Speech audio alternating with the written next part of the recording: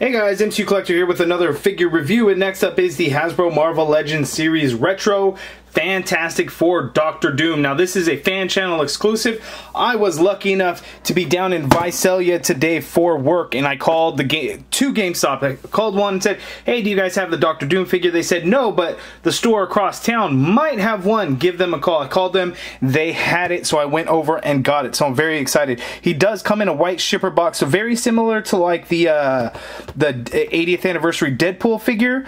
But that one was priced higher, you know, at $24.99, and then I think GameStop even, you know, priced it even higher. So for Doctor Doom to come in a shipper box also, but get the regular $19.99 price, even though GameStop sells it for $22.99, it was interesting and pretty cool to get the shipper. Mine was a little damaged down at the bottom, which isn't a big deal because I'm opening the damn thing anyway, right?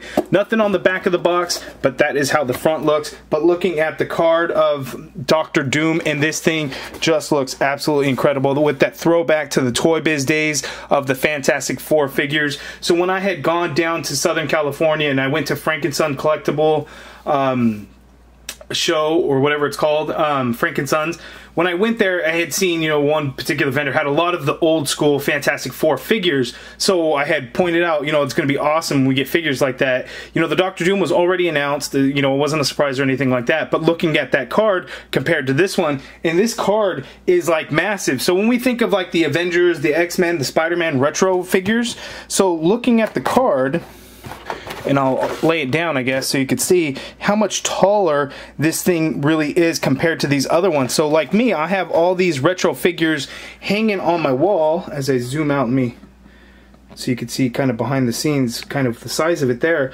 I have these all hanging on my wall, and they're all the same size, so it kind of works out uniformly right up there. But now this one, when I get a second one, is gonna throw everything off because it's so much larger. One of those collector problems, right? First world problems, big deal. Why am I complaining? It's not really a complaint, just, you know, talking about it, mentioning it.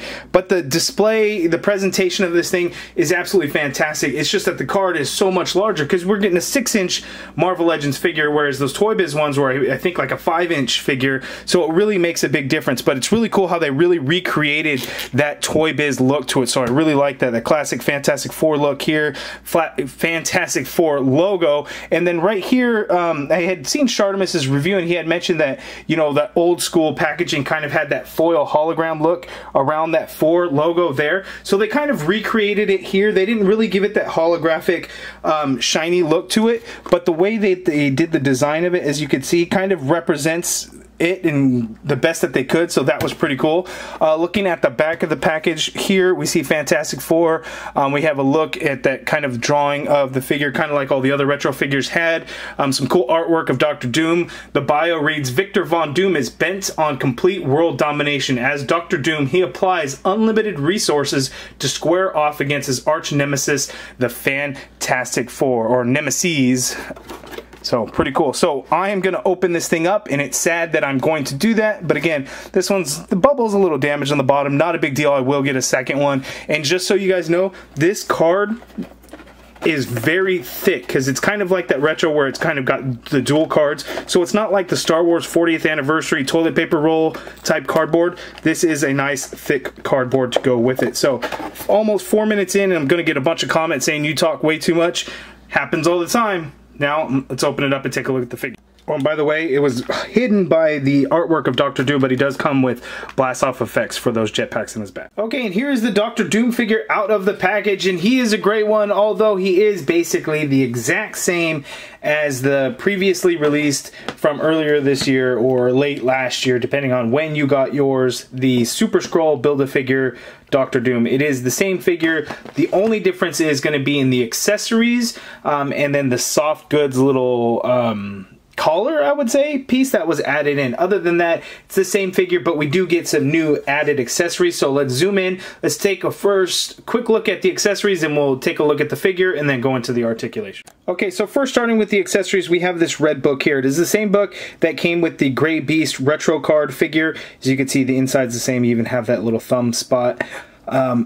we just get that red binding, and again, it still looks really good. Then we get that Sanctum Sanctorum Doctor Strange logo there printed on the front. It's a little bright, but we get that, again, it's the same book, the same one that's also in the Hellfire Club set, which I have not yet reviewed. And then we get a second book. It's the same thing on the inside, but this time it is a gray cover, and then we get that logo there in the front. If anyone knows what that logo is, please enlighten me, because I am not sure exactly what that logo is. So we get those two books. We get these two magic effects, I would say, and we've seen these used a bunch of times. You know, Captain Marvel in her binary form, Scarlet Witch, all of that, and it's done in a nice neon green, so that is really cool.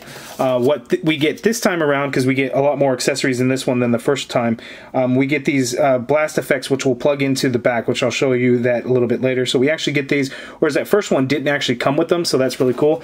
Then we also get additional interchangeable hands. So out of the package, he has the two fists. Here he has that trigger finger hand, and he has this open hand, which I already switched out onto the figure.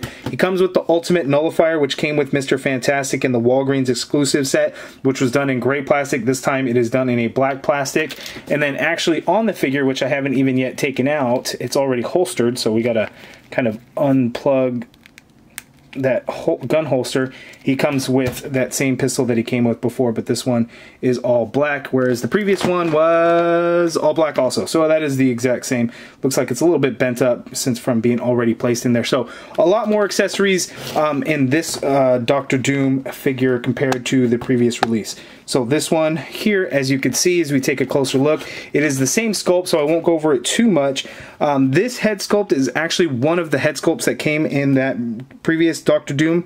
One big key difference here, though, is if you look on the inside, oh, bad lighting. So on the inside, you see the skin tone face that's in there, because on the inside, we actually can see portions of his face, and then his eyes, and then through the mouth guard piece, you can actually see some skin tone. But on this new one, it's all done in gray. You can just see the eyes are painted in there, but there's no skin tone flesh color in there whatsoever. And that's the big key difference. We don't get the second head that this one did. So we lose a head, but we get a bunch of additional accessories. So they Hasbro had teased a figure with soft goods. This is the figure that they had talked about. So not a lot of Marvel Legends get soft goods. Very, very few do. And this Doctor Doom actually has one there. And I'm sure we can actually take it off. So we'll pop off the head a little bit later and see it.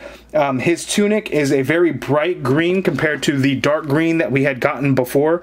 As you can see the difference there. The brown leather is a lot brighter color versus this very dark brown there.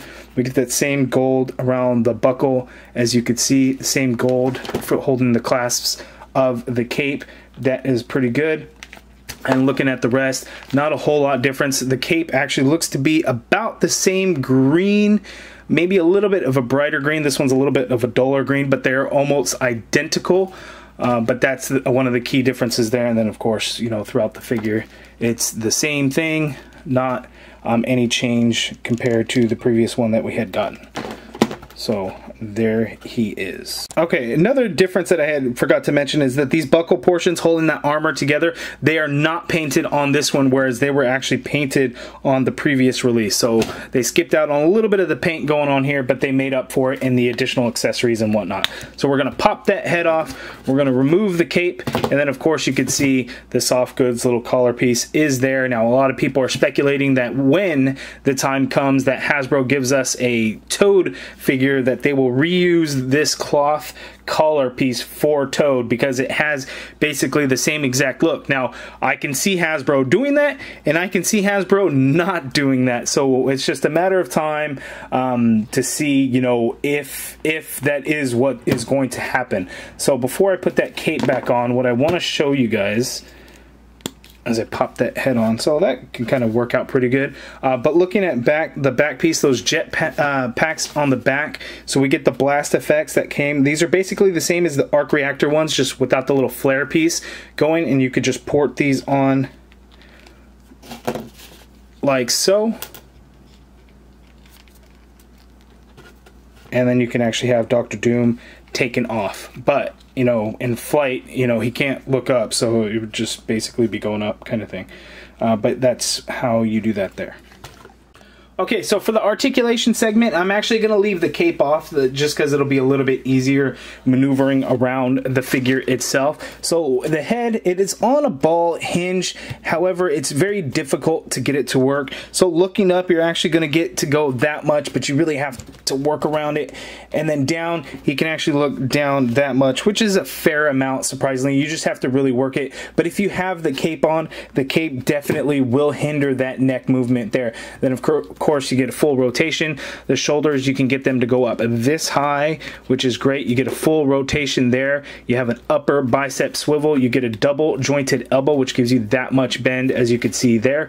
Wrists swivel, and they do hinge, and that's the same on all of the hands. There's no ab crunch on here. We instead get that waist ball joint, so you can get the figure to pivot to the side a little bit, pivot to the other side quite a bit more, which is crazy. So you kind of have to work it to get it to that side. So going back is like an insane amount, but then you could really see some gap right there in between the belt buckle there. Going forward is a little bit disappointing because that's all you're going to get. As you could tell, that wasn't really a whole lot. And then you get a swivel going on with that ball joint there.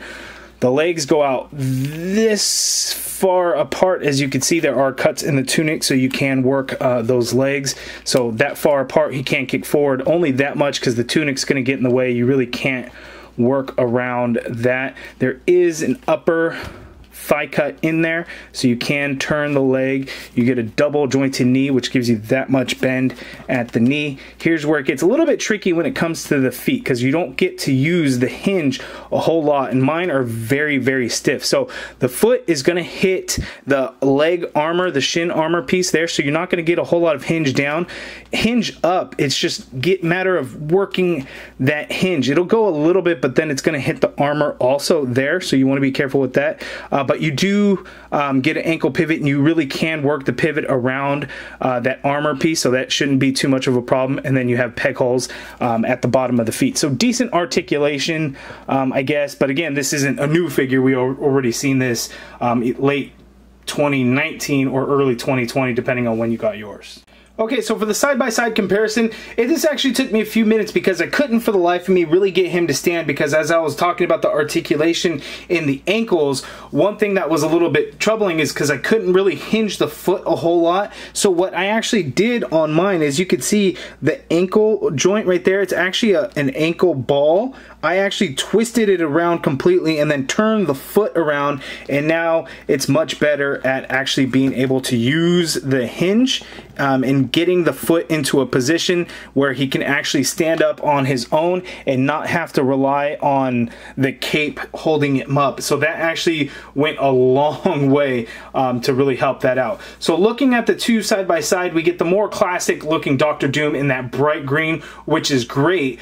But what I will tell you is the armor on the original release looks so much better because it actually kind of has that metallic look to it, whereas this one just has that silver, that gray look to it. It doesn't look bad, but looking at them side by side, it's a very noticeable difference. But believe it or not, that soft goods collar piece, I think actually really goes a long way in really kind of giving the overall presentation and look for the figure. So just that little piece, I think actually makes a big difference between the two. So I really like it. So we've gone over the accessories. There is your side-by-side comparison. So my final thoughts, the figure is awesome. The card is just absolutely amazing as I get it back here. So this card, I really hope we get the Fantastic Four in this exact look here on these cards in a full wave next year. The retro figures seem to do really well, that we've gotten them every single year. It started with the Avengers, then another wave of the Avengers, then X-Men, then Spider-Man, and this year even, you know, we got more X-Men, right? We got Gray Beast, Black Storm, Black Suited Storm, we got the Deadpool figure, and Spider-Man is just going crazy, right? We got Mysterio, Black Cat is coming. Apparently there was a leak today that you may have seen on Facebook for another upcoming retro figure. So there's all kinds of things coming on these retro cards, and I'm a sucker for these retro cards. Not only the nostalgia, they just have such a great presentation that I end up buying them. So if they do the Fantastic Four, a full wave on this card, it would just be absolutely amazing. Now, I know a lot of folks are thinking, well, what about a Dragon Man? I don't see how they would be able to fit it into this packaging, but that would be really cool if they did do that. Now, with these retro cards, don't expect a Build-A-Figure piece, so we may just see, you know, classic Fantastic Four. So I would think, you know, we get the 4 members of the Fantastic Four, you know, maybe throw in another classic Namor or something, and maybe even a classic Black Panther. I could see them doing something like that. So it'd be interesting to see, you know, a Skrull would be, of course, that would make sense. So it's interesting what they could do. There's lots of possibilities. So I, for one, would support that. You guys let me know down in the comments below. Do you want to see a Fantastic Four retro wave? If so, who do you think should be in the wave? But keep in mind, you got to have the classic Fantastic Four team, right? The blue and white suit and everything. So you let me know how you would round out the waves. Let's say a wave of 6. So who would the other 2 be? Because don't expect a Dr. Doom, because he's here already now. And let me know what you guys think of this figure. Do you like it more than the previously released one? Let me know down in the comments below. If you guys like this video, please do me a favor, hit that thumbs up button, subscribe if you haven't already done so, and as always, thank you for watching.